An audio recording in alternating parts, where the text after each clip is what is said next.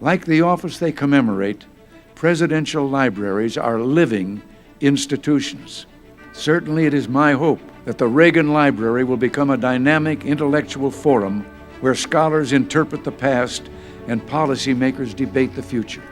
Welcome to the Ronald Reagan Presidential Foundation and Institute's virtual event series.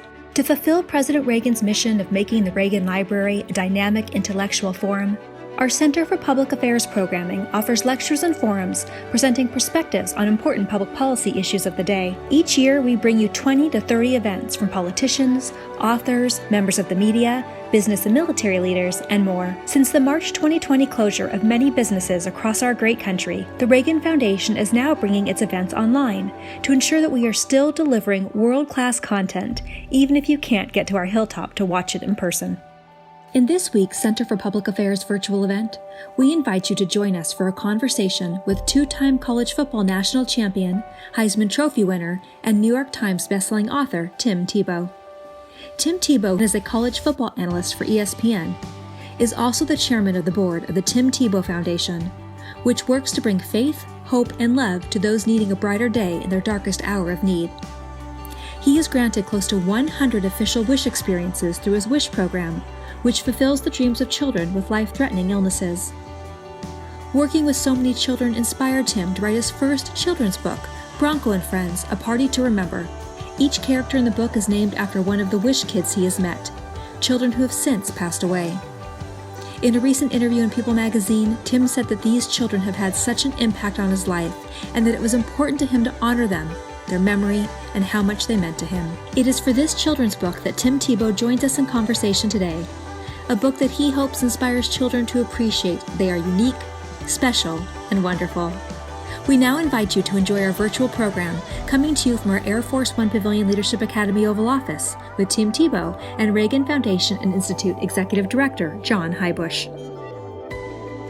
Well, we have with us today Tim Tebow. I think everybody in America knows Tim. They know him for so many skills, so many sports, so many things that he does, but just wonderful to have you with us here, Tim, today to talk about something really cool that you have done in your life. And I want to get into it in a deep way, but in just a minute, but welcome. Thanks for joining us at the Reagan Library. John, thanks so much for having me. I really appreciate it. Been looking forward to it, so thank you. Yeah. Well, we've been chasing you for, I think, a decade, Tim. So finally we got you. Nice to be with you. Great to be with you. One of the things that you've done, Tim, as part of your sports career, I get a sense you would have done it whether you're in sports or not, but you formed a nonprofit foundation, a philanthropy. Tell us about it. What is it? What's its mission and what do you do? Yes, sir. It's called the Tim Tebow Foundation, and our mission statement is to bring faith, hope, and love to those needing a brighter day in their darkest hour of need. But to really sum it up, John, it's to fight for people that can't fight for themselves. And that was really something that was on my heart when I was 15 years old. And I met a boy with his feet on backwards in the jungles of the Philippines, and that boy was viewed as cursed, as insignificant, as less than, as a throwaway, actually. And I fell in love with him, and I knew that that sports were something I was passionate. But after meeting that boy and being inspired and what I believe was called on a new mission, sports didn't matter quite as much after that, because my new mission was to fight for people that couldn't fight for themselves and fight for people like that boy. And that's what this foundation does. That's what our foundation does all over the world, in 53 countries actually now. And we're so grateful to be in 53, but we know that's only really about a fourth of the world. And we want to get to every single country because we want to fight for every single boy or girl that has been viewed as different, that has been thrown away, every orphan, every girl that is getting trafficked, every kid that no one belongs to nobody. And so what we do is a bunch of different initiatives, but it really comes back to the same heart of fighting for people that can't fight for themselves, whether that's our hospital in the Philippines that brings in all of the kids, just like that boy I met in the Philippines, and we give them physical, spiritual, and emotional healing by operating on them for free and having counselors and loving with them and working with them. Whether that's our Adoption Aid program, where we bring kids with special needs and bring them and connect them to their forever families, whether it's our orphanages around the world, whether it's Night to Shine, which is a worldwide prom for people with special needs, or our wish granting operation for kids with life-threatening illnesses, or it's rescuing or restoring girls who have been trafficked in what we believe is the greatest evil in the world today, and that is human trafficking. Over 40 million slaves around the world, and it's something that we got to rally around, we got to fight, because it is a terrible evil. You mentioned the Philippines a couple of times, Tim. I think if I read correctly, your parents were missionaries in the Philippines when you were a young child, right? And so did you grow up in the Philippines, or were you there just a few years? I was actually born in the Philippines, and we lived there for 5 years, and but I've returned countless number of times, pretty much every summer while I was in the end of middle school, high school, and college. I've been, and I still try to go usually once a year or so still to this day. It's a country that's so near and dear to my heart. Being born there, having a heart for the people. It is an amazing country and culture. It's probably the kindest people that I've ever met in my life. And it's a place my dad felt called, and it's a place I feel called to make an impact and just love their people. And but we also want to be able to get to every country. And so while that's so near and dear to our heart, we want to get to every country to help and to be able to fight for those that can't fight for themselves. Sure. So with your parents as missionaries, I have to presume that's really at the core of your faith. That's what made you a person of faith from the very beginning, right? Well, it definitely really had a big impact. Obviously faith is something that your parents can't just hand off. They can lead you, and they can inspire you, and they can share with you, but eventually it has to become yours. And so that was what I believe was the greatest decision of my life, is when that became my faith, and when I decided on my own that Jesus is who I want to follow. And I'm so grateful for that day, but I am also grateful for my parents and letting me see their impact around the world, and letting me see what a life of meaning and significance looks like. And it's not just from their words, but it's from being able to watch my dad pretty much give his entire adult life to helping people that could do nothing for him. You know what? That's what service looks like. That's what significance looks like. That's what meaning looks like. And I'm so grateful I had those examples in front of me every day. This is, I want to come back to your faith and the importance of it in just a minute, but I think this is your fifth book, if I'm correct, and 3 of them New York Times bestsellers, and I'm sure several of them have focused on your career in sports and what's come out of that. But this is your first children's book, right? What got you interested in writing a children's book? Well, first of all, it was very near and dear to my heart and on my heart for a while, because I remember when I was young and my parents would read different books to me, some children's books, some biblical books, some story books, and I remember the impact that some of them would have. Not all of them, because they didn't have a lot of meaning to go with it. Some just maybe it was fun and interesting to look at and listen to the story, and I thought, you know what, maybe I could put together a fun, joy-filled story with some meaning, and really give those boys and girls that either read this before they go to bed or they have it read to them before they went to bed like I did, that it would be something that would encourage them. Because young people today, they're going through so many different challenges, especially kind of who are they? Whose are they? What is truth? What are they looking for? There's all these voices that are saying, you need to look like this, you need to do this, you need to be this. And so I wanted to encourage them in their own worth, in their own value, in their God-given value, in purpose. And so really, Bronco and Friends, A Party to Remember, is the story of animals that are all invited to this grand party that has a giant puzzle, and each one has to bring their puzzle piece, because but they have to find their puzzle piece. And so it's this journey of Bronco and his friends that are trying to find their puzzle piece to get into this giant party, to be able to put their puzzle piece in this grand puzzle. And it really is a symbol of life, of how there's this grand puzzle, but all of us have a puzzle piece. We have a part to play, and it's a valuable part, and it's a valuable piece to that grand puzzle. And a lot of times we find our purpose by helping other people along the way. And that's how this group of animals finds their puzzle pieces, by helping each other get to the party.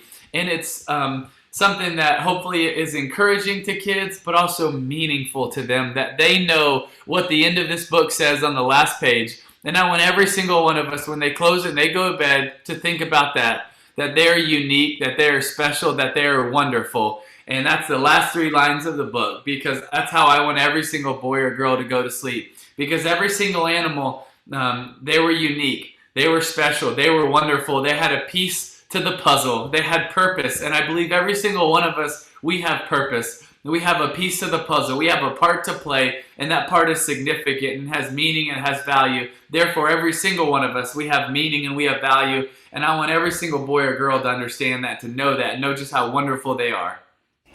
Yeah, it's great to watch your energy about this story, and it really does come across well. So, Tim, great job in getting that metaphor for life, put together through the story.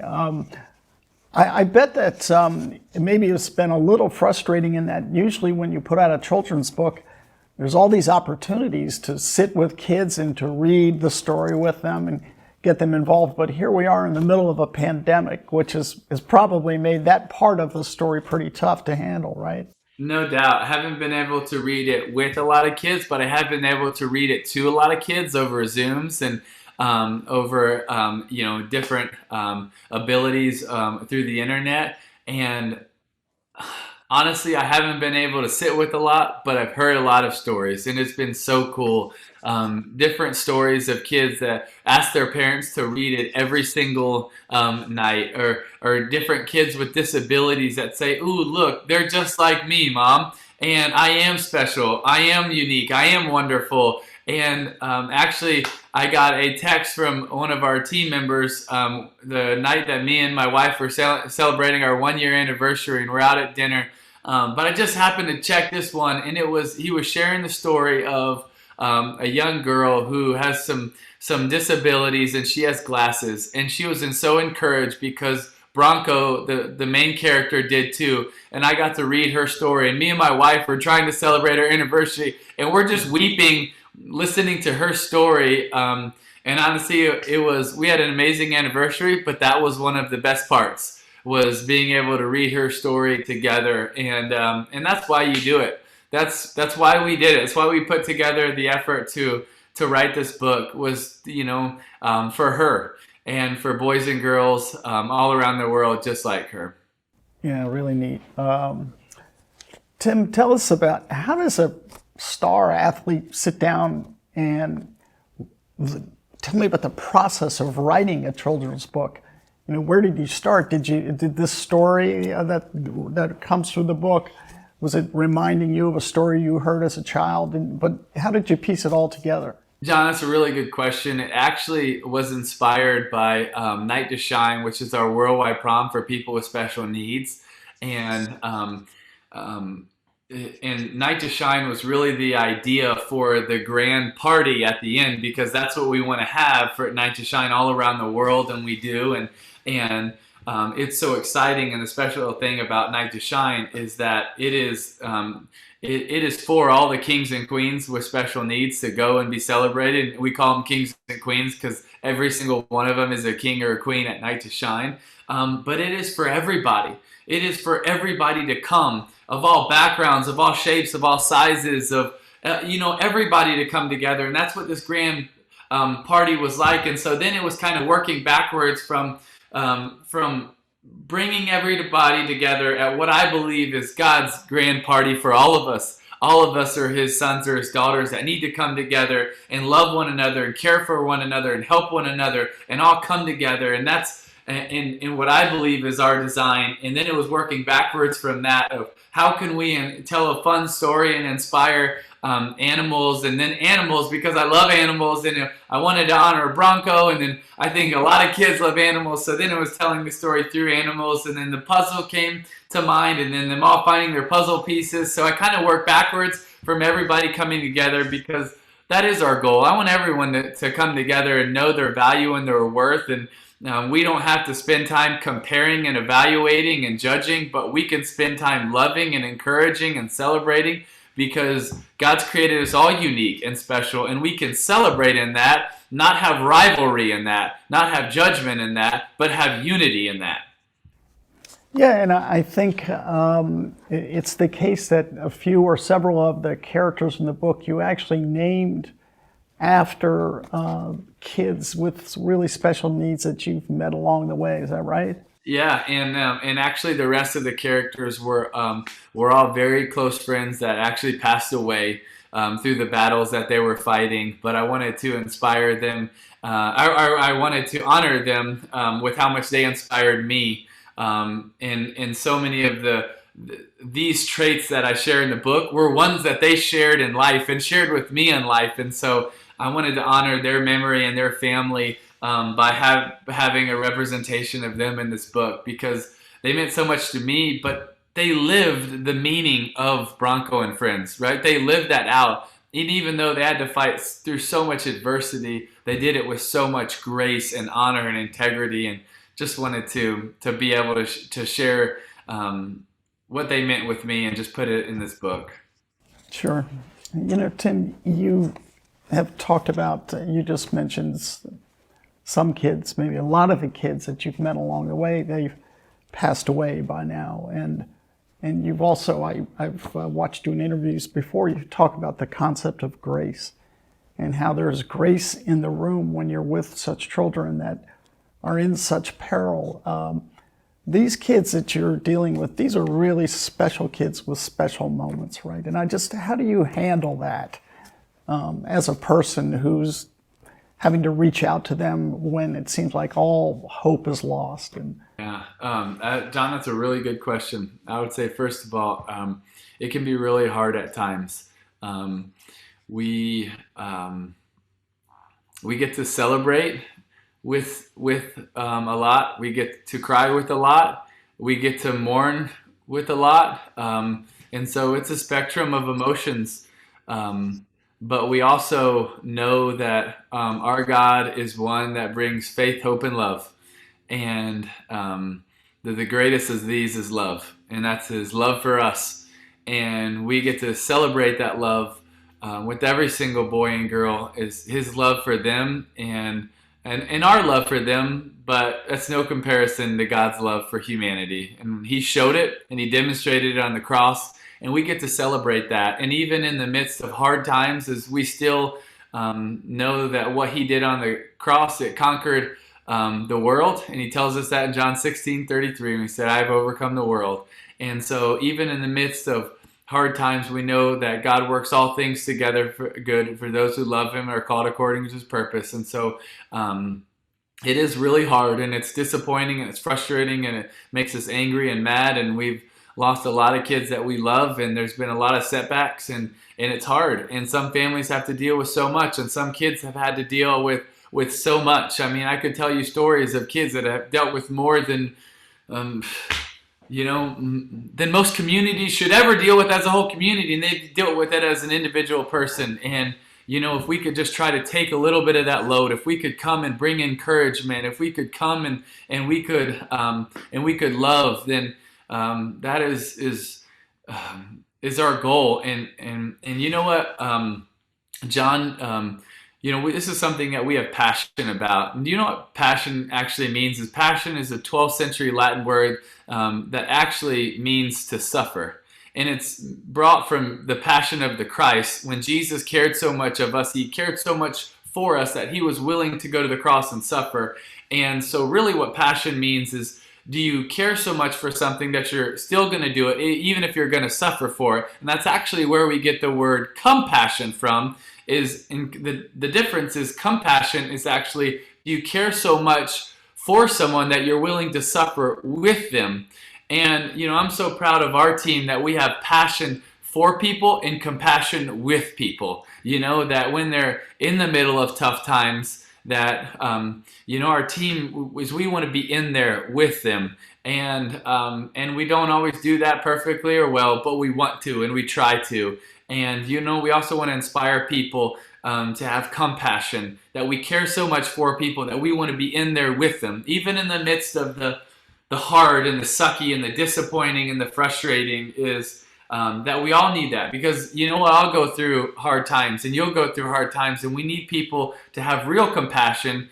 And that's just not just an encouraging word, or not just from afar, but it's in there with them in the midst of it. And that's where we want to be, is in there in the hard times, with families, with kids, with loved ones, in adversity, is as we want to go into those hard places, because that's exactly what we believe our faith tells us to do, and to go into and to go to adversity, and to go to those hard places. And this isn't just a celebration in the easy, but it's a ministry in the harder. And because we believe that that our God gives grace to the brokenhearted, and He's near to the brokenhearted, and we want to be able to bring that faith, hope, and love, not just on a church on a Sunday, but to those in the toughest moments of their life. And that's something that we truly are passionate and want to have compassion for and with.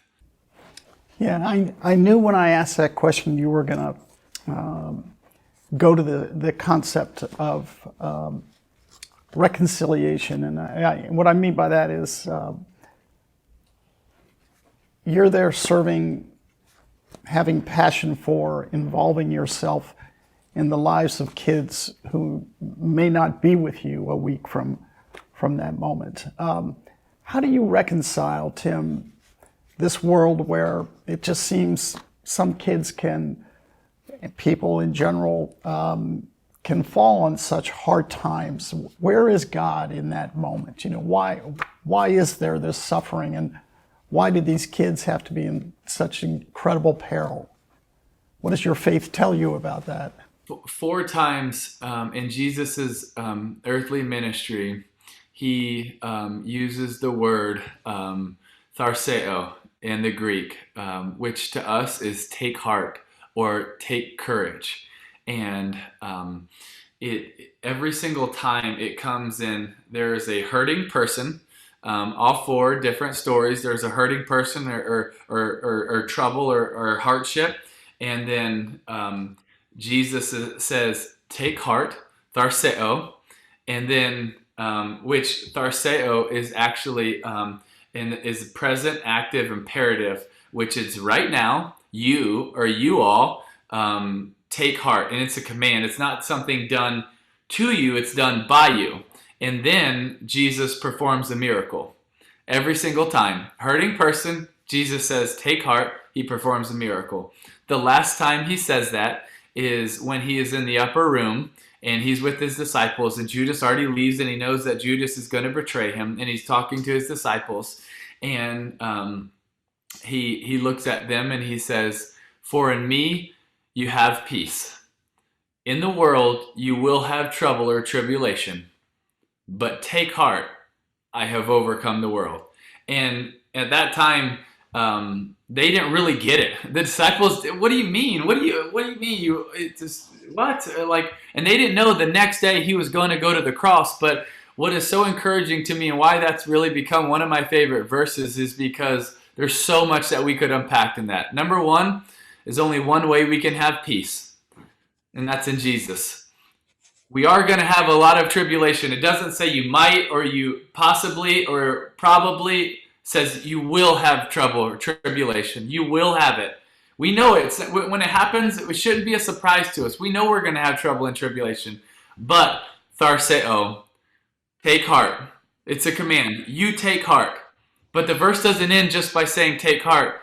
It continues and it says, I have overcome the world. And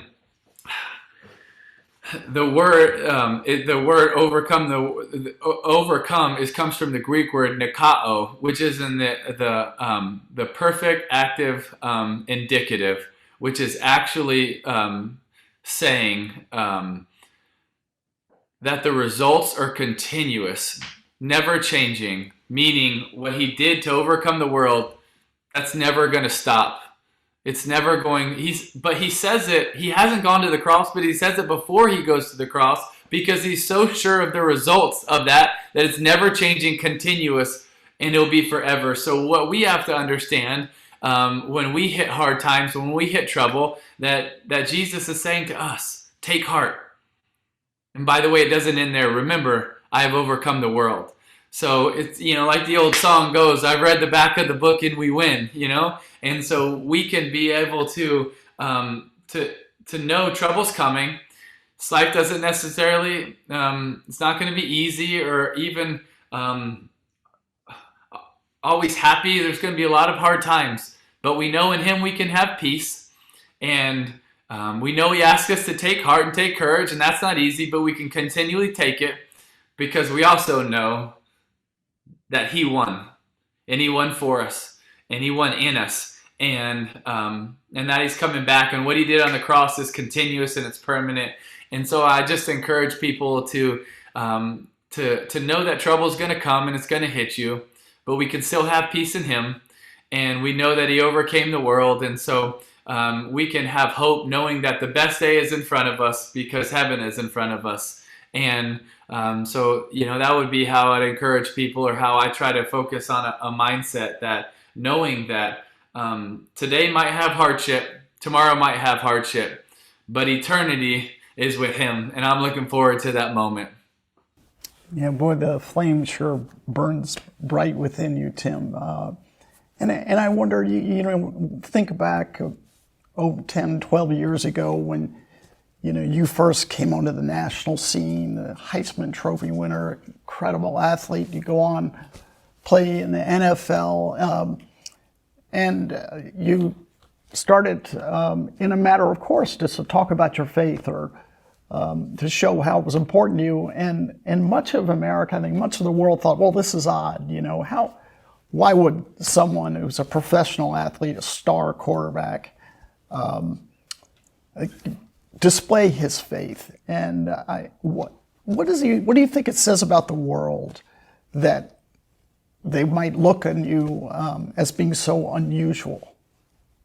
Well, I think a lot of it was polarizing for a lot of different sides. Some people were, I think, probably didn't like it as much, and there are a lot of people that really shared, thank you for doing that. I've shared every time you put verses under my eyes, I'd share them with my kids, or we'd write them down, or we'd do it.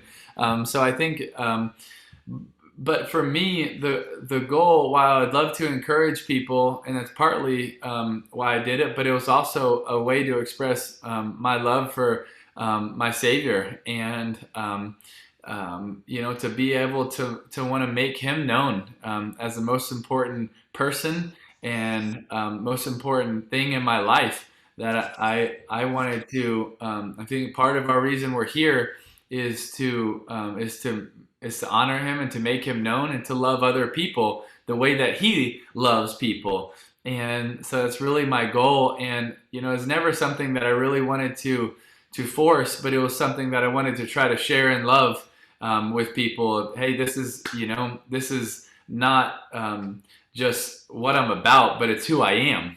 And it's something that has changed me, and I wanted to share it with the world, because if you really believe that it's the greatest thing in the world, and it's the greatest message in the world, and it's the greatest life-transforming moment in your life, then it would be selfish of you not to share it with other people.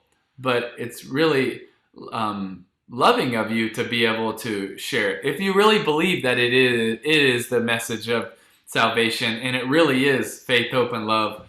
And something I got to hear my dad share when I was very young. It's the greatest deal anyone will ever hear in the marketplace. And if we really believe that, why would we not share it? Now, I do think there's ways that we share it in kind, respectful,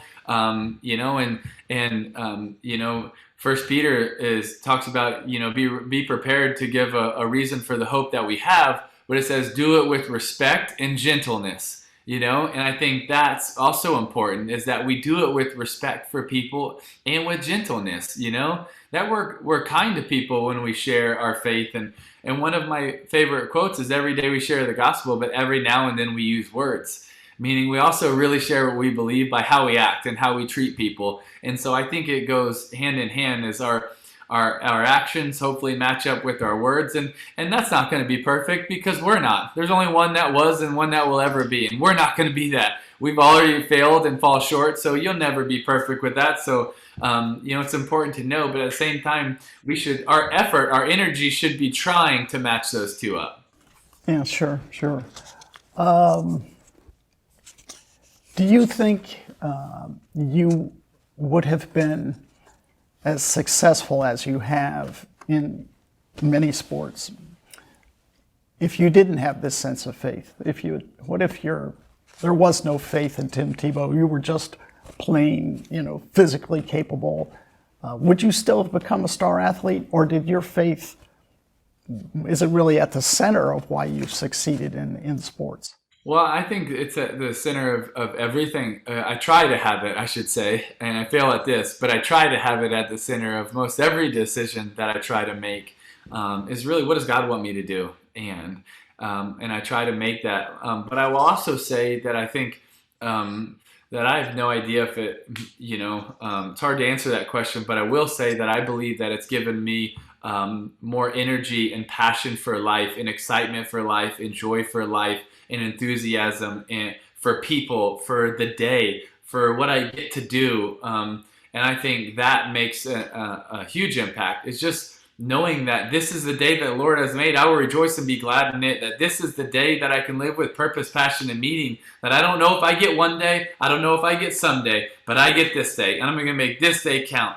And I think that mindset and that, that truth is something that has inspired me in so that more than just trying to live for other things I think could ever do. Sure. Do you think that people that have achieved the kind of fame that you have, and with all the capability that you have, do you think stars of this realm have an obligation to be a role model for youth? Or no, there's no responsibility. Every person just needs to live the life they want to live? Well, I think that's a choice that everyone has to make. But for me, it was a personal choice that I felt a pressure and an obligation and responsibility to try to be a good role model. And I know that I've failed many times at that, but that's been a conscious effort and choice, was to try to be one, was to be like my dad was to me, like Danny Werfel was to me, like so many pastors, so many heroes of mine were. We need heroes, we need role models, and if I could be one just a little bit for a boy or a girl, then that would be huge. If I could make their life better, that's part of the reason I believe we're here, is to change lives for the better. And so if we have a platform, if we have eyeballs watching us, then I believe, that's a responsibility and obligation. And we have the chance to encourage and affect so many people. And I think if you don't, kind of try to use that, I feel like one day you're probably going to look back and say, man, I wish I would have. I don't think there's going to be a time when, at the end of my life, when I look back and I say, man, I wish I wouldn't have spent that time helping someone. I wish I would have done something else. I wish I would have gone to another show or watched another Netflix thing or done. I'm not going to think about that, but I am going to probably think, man, those days when I, spent so much time, on me, I wish I would have, turned and looked outward and impacted more people. I do think there's going to be those times where I look back and, and I really think that's one way of perspective that I try to have, is when I look back on my life, if I get the chance to have a long life and I get the chance to look back, what do I want to look back and see? Do I want to look back and see a lot of stuff, a lot of material things, a lot of, really cool movies that I got to watch, and Netflix binges, in vacations, or do I look back and see a lot of people I got to talk with and maybe encourage and share with and rally to special causes and help and fight for, and that's what I think I look back and I'm going to be hopefully proud of the most, is those times when I made those decisions. But John, I'll be honest, you get tired, and in life we get, one of the things that is so hard is keeping perspective on what matters, because it's easy to have one when you finish up a conference and it's a great conference and you're on fire and you filled up and you're ready to go. But then, you know what happens? Monday comes, and Tuesday comes, and Wednesday comes. And so much of our society tells us that, hey, you really need to focus on you, on money, fame, and power. You really need to, you really need to look this way. That's why filters are so important on all social medias, and they make crazy money because it makes you look a certain way. So you need to look this way. You need to act this way. You need to have this. And that's going to give you really the purpose and the meaning of your life. And I don't believe that. I think God gives us the purpose and the meaning of our life, and helping people gives us the purpose and the meaning of our life. And being able to love Him and love people gives us a huge amount. And we can do that in all different ways. But I think trying to keep that perspective and going back to that well of what really is meaning, purpose, and significant, trying to go back to that, to keep those goggles on, right? To keep that vantage point, to keep that perspective. I think it's one of the hardest things to do, but I think it's one of the most important things to do in life, is what lens do we look out of? How do we see the world? And how do we see people? Because if we see people as something to conquer, or something to criticize, or someone to use, then that's not the right vantage point. But if we see people as God's creation, as He loved them, as worthy, as significant, as purpose-filled, then we're going to treat them that way, and we're going to act on their behalf in the right way. And so I want to see through that perspective, where we view every single person we come in contact with as someone special, as someone worthy, as someone significant, as someone perfectly designed by a perfect creator. And that's where I think some of the hardest choices come in, because it's so easy to get filled up with kind of, hey, look at the world this way. And then we got to say, no, step back. I'm taking off those glasses and I'm putting on these ones. You know what? Every single person, whether that's the person that is, checking on the air conditioning, or the flight attendant on an airplane, or whatever, that's a moment that can be a special encounter. It can be memorable, that you can have effect and impact and share real compassion for. And so that would be just a message that I share to myself and with everybody watching, is let's put on those glasses of every person has meaning all the time, and we got to act on their behalf. Yeah, I knew I was going to love this interview, Tim. I'm so glad that we got to spend a few minutes with you. The passion that you have, it's just really, it's remarkable. Well, thank you so much, John. I appreciate all this conversation, all the kind questions, and everything that y'all are doing. So thank you so much for giving me the time and spending this time with me. Terrific. Thanks so much, Tim. Take care of yourself. Appreciate you, brother. Thank you. You too, brother. Thank you for joining us for today's virtual programming event. We hope this conversation has inspired you to share what you've learned with your family and friends, and that you'll join us again for an upcoming event. And let me offer lesson number 1 about America. All great change in America begins at the dinner table. So tomorrow night in the kitchen, I hope the talking begins. And children, if your parents haven't been teaching you what it means to be an American, let them know and nail them on it. That would be a very American thing to do.